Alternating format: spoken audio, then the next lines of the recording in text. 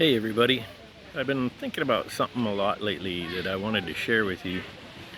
Probably a lot of you have heard a devotional done about, or a teaching done about the Japanese art of kintsugi, which is where the artist takes a broken piece of china or porcelain, perhaps a cup or a bowl that's in pieces, and they put it back together with a glue impregnated with gold, and it makes a beautiful creation out of something that was broken. And the lesson there is that that's what God does with our lives through Christ. And that's true in its own right. Certainly when Paul wrote in 2 Corinthians chapter 5 about a new creation, this is what he was talking about in one sense. But I've been thinking of something else.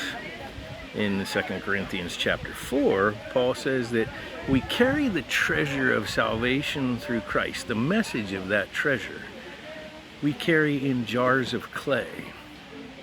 This wasn't something beautiful in that day. It was an everyday thing. It might have even had some chips and cracks.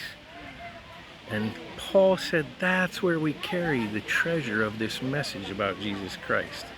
So I got to thinking about one time when I was out in the woods hunting, and I saw out a ways away from me a beautiful galvanized steel bucket. And I thought, oh, that's so cool, I found that. And when I got there, the bottom had rotted out of it. That's why it was laying out in the woods. And you know, when I think of myself as a new creation, I don't always think of myself as something with gold inlaid glue or something beautiful, but I do think of myself as looking like I'm just as broken as I ever did, looking like maybe I'm not all that useful. But I think of myself as maybe that bucket with the bottom rotted out of it, but through the power of Christ, I still hold the water. I still carry the message. And to me, that's just a beautiful thought of what Jesus can do with our broken lives. We may not look like something special.